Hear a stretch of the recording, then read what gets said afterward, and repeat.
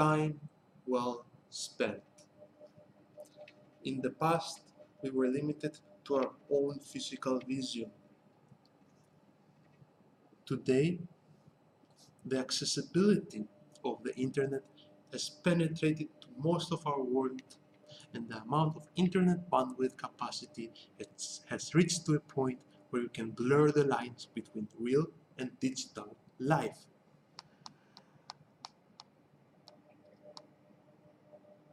Thanks to the low costs of mobile phones, despite political instabilities and monopolies of the physical infrastructure, a lot of developing countries were able to afford access to the internet and gain the benefits that it could offer. At the time of this writing, we have devices that have 4K video resolution, 360-degree cameras, and early stages of virtual reality. Several countries provide an internet subscription to its users that handle the bandwidth capacity on streaming through these devices. We cannot deny that we live in times that are better than ever before on creating new opportunities to our own self. Instead of being constrained to our current physical location, we have the ability to gain insights and bring influence to anyone, anywhere in the world. We are discovering today one thing that we were in denial, but cannot be in denial anymore. Human nature has a choice to not run the pedestal of improving our world, or move the pedestal of improving our world. Besides all the bumps we went through, we fortunately, by the mercy of our minds on making a world a better place, made great strides on making people more connected and expressive. The next step of our mission is how to make people more complete. In this world, most of us, we feel that we do not have complete control of the ship that we are on board, that our fate was not chosen by our own will, but by picking a ship whose captain we most like. For after all, will we be good, accountable captains when we take the responsibility if it was granted to us? This is a mission that few will take. And even fewer will take if we still treat people as passive consumers and professionals only merited by skill. The world will have a lot of people that will provide basic needs by playing the role of a passive consumer, and many enough on creating the basic infrastructure as the role of builders. But only very few will be shaping and lifting the world as the role of an inventor. Builders and passive consumers take actions that have little to no liability because they are not the ones that choose the destination where the ship goes. It is a very safe path to choose, but at the same time, these people cannot be trusted to run the wheels for big destinations, for they do not have the competency to keep the ship afloat for too long. In contrast, we need to give these people training wheels on running small ships on their own for short trips before they are able to get challenged with bigger ones. I think people taking control and taking action on improving our world instead of just being a member of our world will be a big paradigm shift in how we view ourselves and others. For we can always give an excuse and blame if we follow orders from a captain that led us road astray that was away from our expectations. But we cannot escape on the choices we make and how we react and adapt to them when we become in charge of running the ship. Then, at that moment, we will be more focused on improving our own self instead of expecting others to take us to our ultimate destination. Before, only few had a moral compass for improving themselves. Now, more will have accessibility to that compass for striving a great fortune to their inner self. People will learn a lot of elements when they start improving the world. They will learn that expectations cannot be too lofty. Expectations cannot be redeemed in an instant. It requires a lot of steps before we can reach to our ultimate destination, and we have to be disciplined on keeping running that pedestal to that destination. Second, we will be better at not underestimating and overestimating things. A lot of the stuff that we use and buy as a service we seem worthy may not be so worthy of the actual value. I think being accountable on investing on products and services that will add value to the long term is a step that people should already start making it as a habit. It will eventually be a cornerstone habit for keeping our planet clean and avoid climate change. People have a choice now to become accountable. There is and will be more technology for people to become more accountable. However, we cannot wait for too long. It seems people are asking for bad habits and technology is feeding it in the same format smoking companies profited from it. When scientific evidence shows that smoking caused lung cancer, it was not taken into account because the effects did not become on a grand scale. Only after decades, when a lot of people already suffered from its effects, did it become conclusive. And even when it became conclusive, people, especially the youth, were on a smoking spree. When people have a choice and they do not choose the good path when we do not have, then at that point we do not have any other choice other than to regulate it. In most developed countries, we don't allow people to smoke indoors. Hotels and cafeterias have their non-smoking spaces. And we even have cigarette packages with ugly images for the side effects of smoking, where you have to even pay higher taxes from the rest.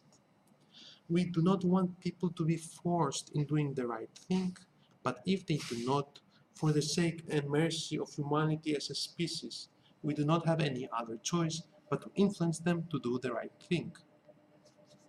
Now, we may not be harming people physically, but we are influencing their attention.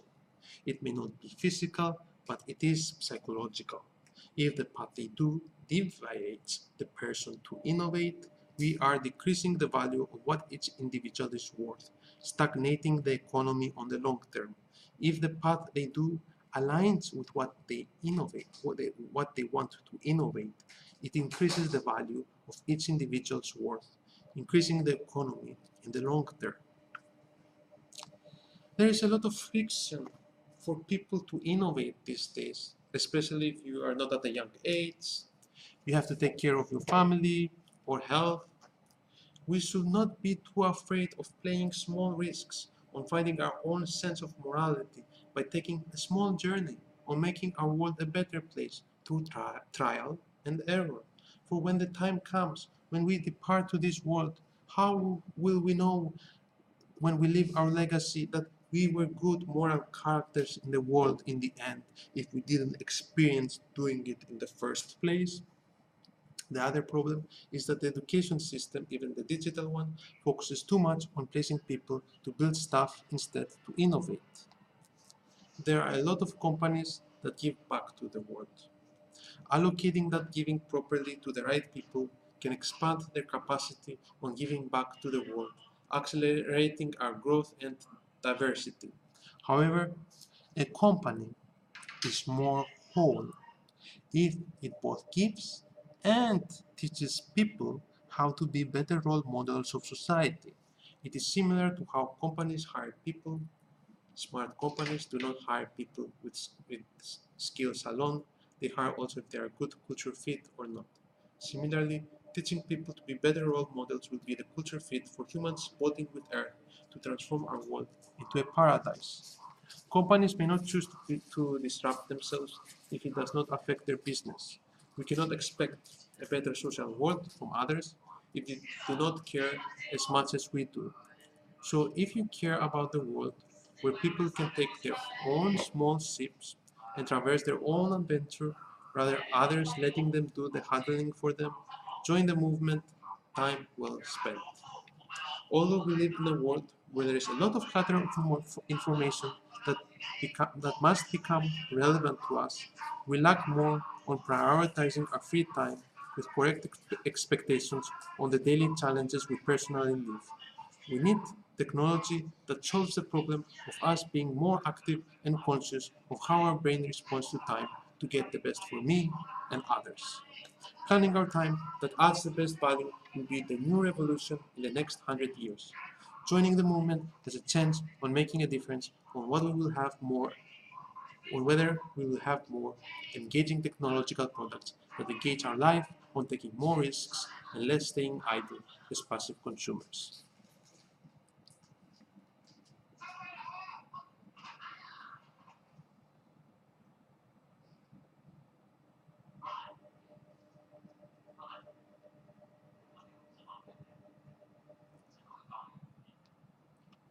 The intention economy. The end of corporatism. How NetHeads will help society on creating smart and easy to use tools for managing your personal data. An end for the corporate having the upper hand of controlling and planning our customer journey, and the beginning for the individual to show their intention. You may be confused on the difference between netheads and netbells. It is very straightforward. Netheads enable us on becoming more productive members of society. Instead of making a profit from a product, they created free useful products so everyone could add more value than without. Net bells, in contrast, are dogs waggling their tails, hoping the master will give them a treat. Netheads, on the other hand, care about the integrity and providing services without gimmicks. It is the netheads that provided the Linux environment system and the internet protocols that we use today. We take for granted on the flexibility of the systems we use and how we connect with each other. Most of the systems that operate today run under Linux and open source software. There is a huge negligence from the community and are seriously underfunded for its contribution value. Quoting from the report, roads and bridges the unseen labor behind our digital infrastructure. After the hard bleed back, Marquis took to the internet to make an impassioned public plea for funding, stating, "These guys don't work on OpenSSL for money. They don't do it for fame. They do it out of pride in craftsmanship and the responsibility for something they believe in. There should be at least a half dozen full-time OpenSSL team members, not just one, able to concentrate on the care and feeding of OpenSSL without having to hustle commercial work." This giving is the same giving as a couple bringing offsprings to our world.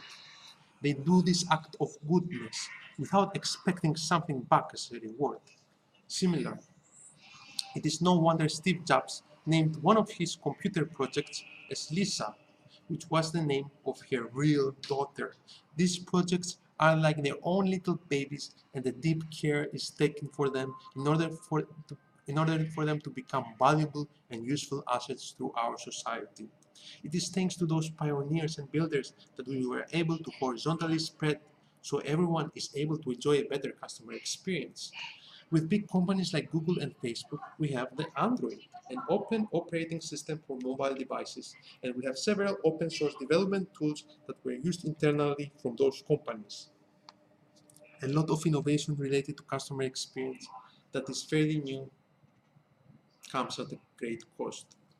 The time of research, designing, gathering the resources is not an easy task. Take for instance Apple, which tries to provide revolutionary forms of customer experience vertically through innovative products that only a few and the rich can afford. Nevertheless, we should try to optimize existing processes that today's world are perceived as costly. However, we should not cling on those processes once they are efficient enough. Optimizing existing innovations is like working with a kettle. When the water boils enough, there's a whistle that says enough is enough, and we need to move on, improving the next existing innovation that are not affordable. In other words, we have to be every so often vertical as well.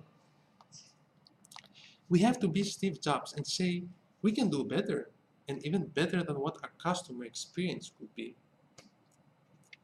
This community so far created a set of builders that manifested the world where each of us had a better customer experience. However, let us admit one thing for sure. A need for better customer experience is overestimated. A need for society with customers showing their intentions is underestimated. We need a new Steve Jobs that focuses on better customer intent instead of a better customer experience. We need leaders that drive the car instead of builders that build the car. We need to incorporate righteousness not only by providing better customer experience, but to keep everyone have a conscious voice that they are able not only to speak it, but to navigate it and reach it. Where instead of all of the planning is done by corporations, individuals play not only an influential role, but are the ones that initiate the pivots for where corporations have to head next. This, in part, requires us to change our mindset from ones that focus on providing only a better customer experience to one that takes accountability that all of us can have a more meaningful role than what we take part today.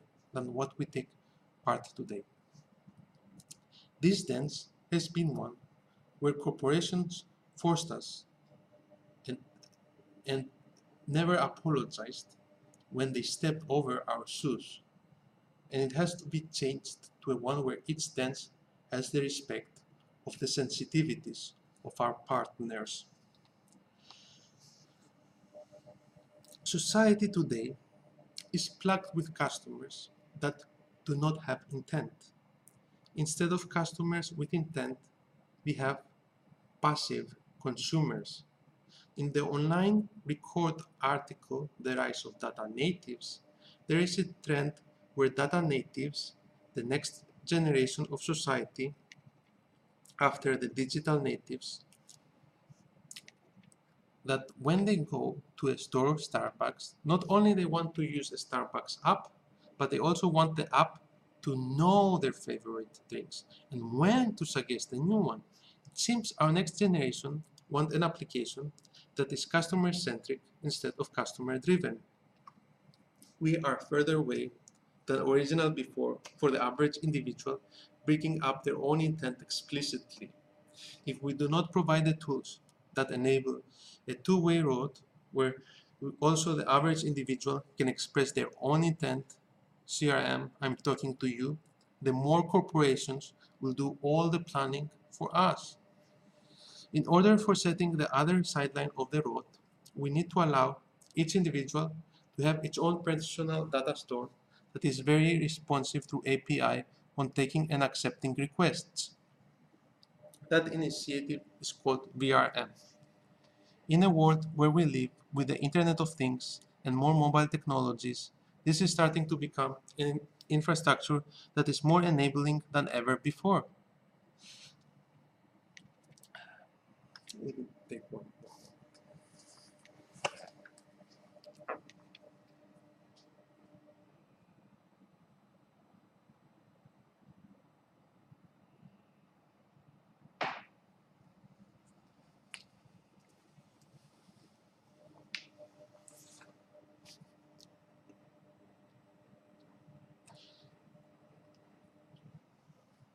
The book, The Intention Economy, discusses the many initiatives that have gone through on providing this system of thought where the customer can be reached instead of being captivated. With machine learning tools that are handed to the few that derive biases of our own intentions, to little to no liabilities when our personal data is misused and breached, to providing inaccurate information of ourselves and limiting the choices of our preferences to only the most popular ones, there is a more need than ever for individuals to step in and have a side version of their own demands. With how current online agreements are a contract of adhesion. There is no much the individual can do to this day.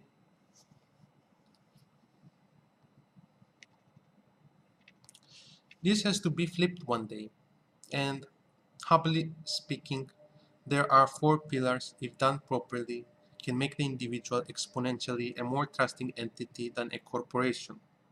The author says that there is a lot of emolot, money left on the table, where people can give to others without a second thought whenever they appreciate a specific service. But I beg to differ, as I know for the fact that most do not have a lot of money left on the table because of the following reasons. Make sure people are healthy. We need to make the commitment where people prioritize their health issues and keep their bodies straight and fit to prevent the inevitable. After all, an ounce of prevention is a pound of cure. I think people will not have clear intents when their bodies preoccupy them, and painkillers are not the ultimate solution. Make sure, too, make sure people are merited by value. We live today in disrupting times where artificial intelligence is removing those mundane jobs that can be replaced with computers. In an online HBR cover story inside Facebook's AI workshop, artificial intelligence is not used anymore only by experts of the field, but your average Joe employee can you still can also use it by making the user interface of those AI solutions simple. For this reason, we have to keep people ahead of the curve on bringing value to society before they fall in a deep hole. For people who have families and others to take care of, this weight is even further for them to take themselves back on their own 2 feet. If people can barely pay their next bills, not due to extravagant lifestyle choices, then how can we assume that they can offer what they can offer when they can't keep up with themselves? 3. Make sure they do micro accounting. A lot of the stuff that we use and buy as a service we seem worthy may not be worthy of the actual value. I think being accountable on investing in products and services that will add value to the long term is a step that people should already start making it as a habit. It will eventually be a cornerstone habit for people actually putting money on the table at the right place. 4. Make sure they have a growth mindset and a deep care of how our brain works. If the physical constraints are lifted from the above three we just discussed, then according to Maslow's pyramid, they have the ability to self-actualize. But it's best we self-actualize in a way where we all live in harmony instead of stepping others in order to reach to the top. In that sense, we won't be any different than what our corporations do these days. Education focuses a lot on giving us a foundation on how to be able to survive with the technical field of our choice in our society, instead of how to be morally, ethically good beings with the rest of the members of our community. This was part optional for the education system to teach, because we so far lived a life where we most were responsible to follow the status quo and be passive. In the attention economy, this will not be an option.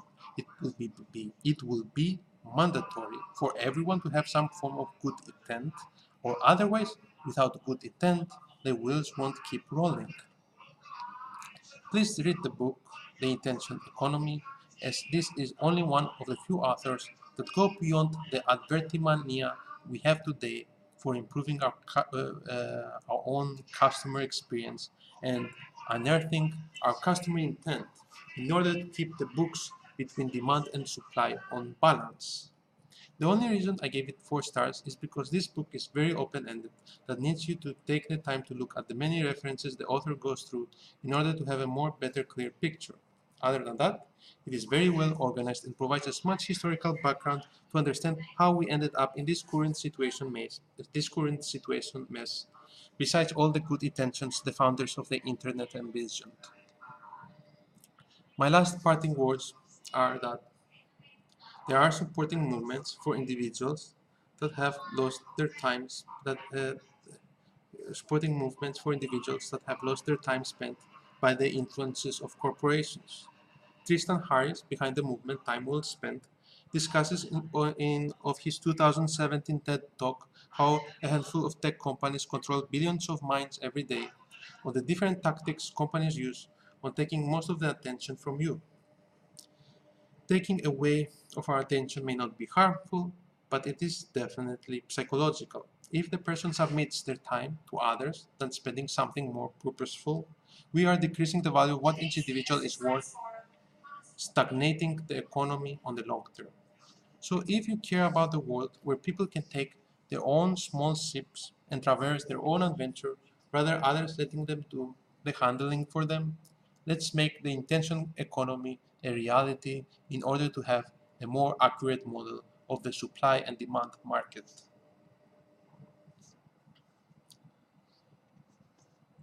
The internet is free, but our data is not free. It is not a chance, it is guaranteed. One day we will definitely flip that card with the words engraved. Get out of jail, free. To use or not to use that card. Time to make the switch.